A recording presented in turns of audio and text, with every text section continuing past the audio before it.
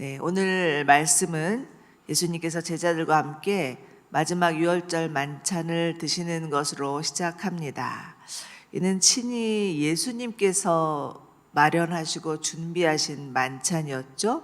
훗날 세례와 함께 예배 성례로 자리 잡게 됩니다. 코로나가 터지면서 3년째 성찬식을 할 수 없는 현실이 너무나도 안타깝습니다. 속히 성찬식을 할 수 있는 날이 오기를 고대하면서요. 오늘 본문을 묵상해 보시면 좋을 것 같습니다. 오늘 이 새벽에 우리가 우리의 마음으로나마 예수님께 드리는 성만찬의 시간이 되기를 바랍니다.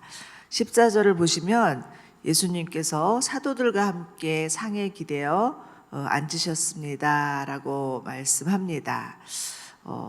누가복음의 저자 누가가 예수님의 제자들을 특히 요 본문에서만, 내일부터는 다시 제자라고 말하는데 요 본문에서만 제자들을 사도라고 칭하는 것을 주목해 보시기 바랍니다. 여러분, 예수님의 제자란 예수님의 가르침과 훈련을 받고 예수님을 따르는 자를 말하지만, 사도란 보내심을 받은 자, 예수님께서 이 땅에 행하신 일을 선포하는 자, 즉 세상에 나아가서 복음을 전하는 자를 말합니다. 이젠 더 이상 제자에 머무르지 말고 사도가 되어서 세상으로 나아가 복음을 전해야 될 책임이 이들에게 있음을 암시해 주는 것입니다. 이런 차원에서 우리 또한 예수님의 제자임과 동시에 사도라 말할 수 있습니다. 우리 온누리교회 모토 여러분들 다 아시죠? 배우든지 가르치든지 보내든지 가든지 하라입니다. 배웠으면 가르쳐야 하고 보낼 뿐만 아니라 가야 함을 모든 성도들에게 알려드리는 것이죠. 우리 모두 온누리교회 성도가 되었으니까 더 많이 배우시고 또 배우신 만큼 가르치시기를 바랍니다. 또 정말 우리가 보내드린 그 선교사님들을 위하여서 기도해드리고 또 후원해드리고 또 하나님께서 부르시면 마다하지 않고 또 어디든지 언제든지 떠날 수 있는, 갈 수 있는 저희 모두 되기를 바랍니다. 아멘. 아멘 소리가 좀 적으신 것 같은데요. 자, 15절. 예수님은 내가 고난을 받기 전에 너희와 함께 유월절 음식 먹기를 간절히 원했다라고 말씀하시는데, 예수님께서 왜 이토록 간절하게 이들과 함께 유월절 만찬을 원하셨는지 그 이유가 오늘 17절과 19절에 잘 나와 있습니다. 17절에서는 예수님께서 잔을 드시고 감사기도 하신 후에 이 잔을 받아서 너희가 서로 나눠 마시라 라고 말씀하시고, 또 19절에서는 빵을 들고 감사기도를 하신 후에 떼어서 제자들에게 주면서 이것은 내가 너희에게 주는 내 몸이다 이렇게 말씀을 하시죠. 우리는 이것을 통해서 오늘날 우리가 행하는 성만찬의 의미와 뜻이 무엇인지를 발견할 수 있습니다. 첫째는 예수님의 대속의 은혜에 대한 감사입니다. 이사야서 53장을 보면 우리가 너무나 잘 아는 구절이 있죠. 그의 찔림은 우리의 허물 때문이요 그의 상함은 우리의 죄악 때문이다. 그가 징계를 받음으로 우리는 평화를 얻었고 그가 죄칙을 맞음으로 우리는 나음을 얻었다 이렇게 말씀하십니다. 또한 마태복음 20장에서는 인자가 온 것은 섬김을 받으려 한 것이 아니라 오히려 섬기려 하고 많은 사람들의 대속물이 되기 위함이라고 말씀하시죠. 예수님이 십자가에서 자신의 그 살을 찢기시고 피를 흘리신 것은 우리 모든 인류를 구원하기 위함이고, 예수님의 삶의 최종 목표는 십자가였습니다. 그렇기 때문에 우리가 성찬을 참여하면서는 무엇보다 예수님께서 우리 죄를 대신 대속하신 그 은혜에 감사함으로 나아가야 할 것입니다. 두 번째는요, 우리에게 주신 구원에 대한 확신입니다. 예수님의 몸과 피를 상징하는 떡과 포도주를 먹고 마신다는 것은 매달 있는 교회의 예식이기 때문이 아니라 그 예수님의 살과 피로 인해서 자신에게 구원이 주어졌음을 믿는 믿음의 고백입니다. 그 어떤 나의 선행이나 수행이나 노력이나 자질이나 자격에 의한 것이 아니라 오직 예수 그리스도를 믿는 믿음으로 구원 얻었음을 인정하는 것이죠. 그러나 여러분, 사단은 끊임없이 우리 가운데 와서 정죄와 비난의 독화살을 쏘아대면서 구원을 흔들어댑니다. 내가 그러고도 구원받은 사람이라고? 너는 자격이 없어. 이렇게 와서 우리에게 끝없이 비난하고 정죄하죠. 그러나 그럴 때마다 여러분, 그 사단의 정죄 소리에 흔들리지 마시고 정말 그 사단에 면전하게 되고 큰 소리로 선포하셔야 되는데, 정말 중요한 말씀이 로마서 8장 1절의 말씀입니다. 이 말씀 우리가 다 외우고 있어야 되는 구절이죠. 이제 그리스도 예수 안에 있는 자에게는 결코 정죄함이 없나니 이는 그리스도 예수 안에 있는 생명의 성령의 법이 죄와 사망의 법으로부터 너를 해방하였노라. 이 말씀입니다. 이 말씀은 정말 우리 가운데 들리는 그런 사단의 참소가 있을 때마다 그 사단의 참소를 향해서 대적할 때 사용되는 말씀입니다. 예수님도 또 광야에서 사단에게 시험을 받으면서 말씀으로 대적하셨죠. 우리 또한 주님의 말씀이 우리 안에서 살아서 역사해서 정말 사단의 그 정죄하는 비난의 소리를 들을 때마다 하나님의 말씀으로 대적하고 승리하시는 여러분들 되시기를 바랍니다. 자, 셋째는요, 그리스도 예수 안에서 하나 된 공동체임을 선포하는 것이 사실 성찬입니다. 지금은 편의상 어쩔 수 없어서 떡을 잘라놓고 포도주를 작은 잔에 따라 돌리면서 성찬식을 거행을 하지만, 원래는 큰 떡을 가져다 놓고 그것을 서로 떼면서 나누어 먹고 그 떡을 잔에 찍어서 또 서로 나누어 먹는 그런 형태가 원래의 성찬식이었습니다.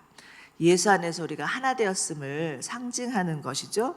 그렇기 때문에 정말 저희가 예수를 믿는다고 하면서 가정이나 교회 공동체가 하나 되지 못한다면 예수님의 그 살과 피를 먹으면서 또 정말 주님, 저희로 하여금 하나 되게 하여 주십시오.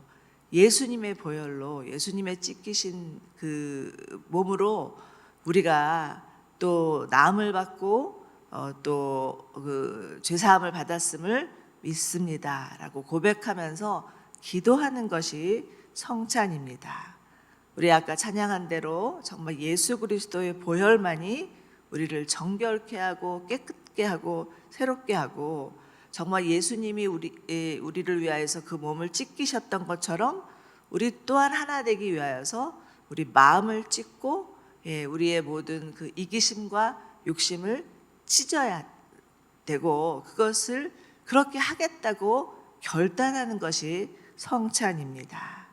이처럼 성찬에 참여한다는 것은 우리의 몸과 마음을 새롭게 하는 것입니다. 우리를 위해서 십자가 지신 예수님, 그 대속의 은혜에 감사하고 우리 가운데 구원을 허락하신 하나님께 영광과 감사를 올려드리고 정말 그리스도 예수 안에서 하나가 되어서 땅끝까지 복음 전하겠다고 하는 것이 성찬이라는 것입니다. 너무 우리가 그동안 거의 3년 동안 성찬을 하지 못하면서 그 성찬의 의미마저 잊어버리고 있는 것은 아닌지 돌아보았으면 좋겠습니다. 그래서 정말 그 잃어버렸던 3년의 시간들, 그 가운데 또 잊혀져 버린 또 주님의 그 귀한 그 십자가의 그 살과 피, 이것을 묵상하면서 오늘 정말 우리가 마음으로 주님 앞에 드리는 성찬이 되기를 소망합니다. 자, 그런데 예수님은 16절에서 보시면 좀 알 수 없는 말씀을 하시죠. 유월절이 하나님 나라에서 온전히 이루어질 때까지는 내가 다시는 그것을 먹지 않을 것이다, 이렇게 또 말씀을 하시고, 18절에서도 하나님 나라가 올 때까지는 내가 포도 열매에서 난 것을 마시지 않을 것이다 이렇게 말씀을 하시는데 이것은 무슨 뜻이겠습니까? 자, 유월절을 상징하는 예수님의 구속의 사역이 재림으로 다시 이 땅에 오시기 전까지는 더 이상 이들과 함께 식사를 하지 못한다는 말씀이죠. 즉 예수님이 이제 십자가에 곧 돌아가실 것과 그리고 또 3일 만에 부활하셔서 하늘에 올라가실 것과 재림 때에야 다시 오실 것이라는 것을 말씀해 주는 것입니다. 예수님의 십자가로 인해서 새로운 시대가 열리는 그런 기점이 된다라는 것을 암시하는 것이죠. 자, 20절 보십시오. 20절 보시면 이 잔은 너희를 위해 흘리는 내 피로 세우는 새 언약이다 이렇게 말씀하십니다.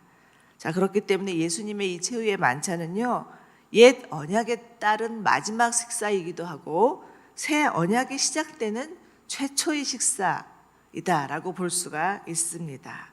예수님이 흘리신 피로 인하여서 우리 가운데 새 생명, 새 삶이 주어졌다는 것이죠. 여러분 아무리 극악무도한 죄인이라 할지라도 누구든지 내 죄 때문에 예수님이 십자가에 돌아가셨다는 것을 믿기만 하면 언제라도 죄사함의 은총을 누릴 수 있습니다. 그렇기 때문에 중요한 것은 믿음입니다. 믿음 이외에 그 어떤 것도 구원에 이를 수 없으며 오로지 믿음만이 우리를 의롭게 여김을 받을 수 있음을 우리 또한 믿기를 바랍니다.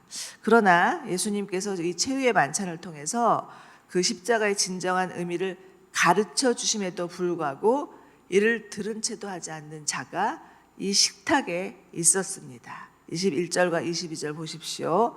그러나 보라, 나를 배반하는 자의 손이 지금 나와 함께 상위에 있다. 인자는 정해진 대로 갈 것이지만 그를 배반하는 자에게는 화가 있을 것이다 라고 말씀하시죠. 예수님께서 마치 고발하는 것처럼 그 사도들을 향해서 적나라하게 말씀을 하시는데 사실 그 이유는 가룟 유다가 회개하길 바라셨기 때문입니다. 예수님이 이렇게까지 말씀하실 정도면 그 마음에 좀 찔림을 받고 당장 그 자리에서 엎드려서 이실직고 할 만도 한데 가룟 유다는 그럴 마음이 전혀 없습니다. 오로지 예수를 팔 기회만 노리고 있을 뿐입니다.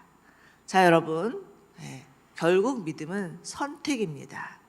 예수님이 이처럼 대놓고 말씀을 하셔도 들을 끼가 없는 자들은 들으려 하지 않습니다. 아무리 설명하고 애원을 하고 또 회유하려고 해도 귀를 꽉 틀어막고 오로지 자기 생각에만 자기 계획에만 몰두하는 것입니다.